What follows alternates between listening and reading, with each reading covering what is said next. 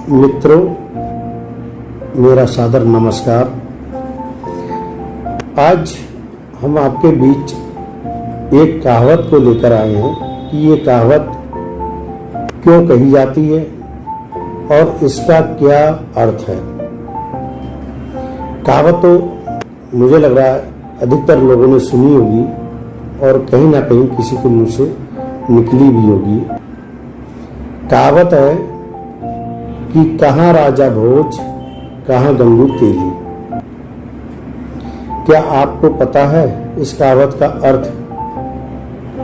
शायद मुझे लगता है कि आप लोग में से भी अधिकांश को यही लग रहा होगा कि ये कहावत जो है एक अमीर और गरीब की तुलना के लिए कही जाती है,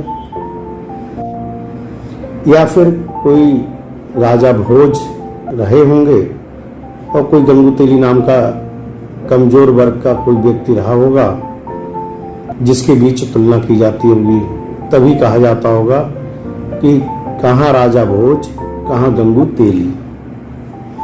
लेकिन ये सब इसका अर्थ नहीं है। ये काफी पुरानी बात है। मैं पूरा आपको विस्तार में बताऊंगा कि ये कहानी कैसे आई। तो चलिए मैं आपको बताता हूँ कि कहाँ राजा भोज, कहाँ गंगू तेली, ये कहावत कहाँ से आई और कैसे आई। तो आइए आपको ले चलते हैं हमारे भारत देश के मध्य प्रदेश राज्य में, जो उसकी राजधानी आज भोपाल है। ये कभी जिला धार हुआ करता था। तो यहाँ के राजा का नाम भोजपाल था। वो धीरे धीरे जा उसमें से हटता गया और उसका नाम भोपाल, उन्हीं के राजा के नाम पर शहर का नाम भोपाल पड़ गया। उसके बाद ये तो बात हो गई कि भोपाल की। उसी के पास दो राजा और थे। तो उसी भोपाल के पास जो दो पड़ोसी राज्य थे, उनके राजा थे। एक तो जो थे चालुक्य राजा, उनका नाम था तेलंग, और दूसरा कलचुरी के राजा का नाम गांगे।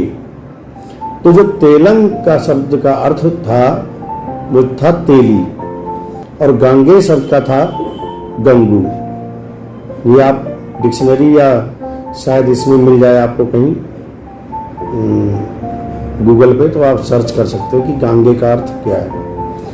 तो जो कलचुरी के राजा गांगे, उनको गंगू, और चालुक्य के राजा तेलंग, इनको तेली।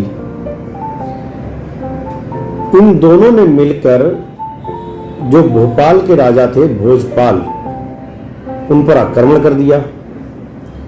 जब आक्रमण कर दिया दोनों राजा ने संयुक्त होकर के, और राजा भोजपाल जो है अकेले थे, लेकिन राजा भोजपाल जो है बहुत शक्तिशाली थे। इन्होंने अकेले ही दोनों को हरा दिया, युद्ध में बुरी तरह हरा दिया। तो चूंकि अब एक राजा का नाम गंगू, एक का तेली, तो उस समय ही, उसी टाइम से ही ये कहावत एकदम मतलब एक हंसी के रूप में आ गई कि राजा भोज ने गंगू तेली को हरा दिया। तभी इसको हंसी के रूप में ही कहने लगे कि कहाँ राजा भोज, कहाँ गंगू तेली। तो मैंने आपको पूरी कहानी इसकी बताई है, मैंने भी कहीं पढ़ी ही है। मैं कोई इतिहासकार नहीं हूँ, मैंने भी कहीं से पढ़ी है। तो मैंने सोचा क्यों ना इस कहावत का अर्थ सबके सामने लाया जाए।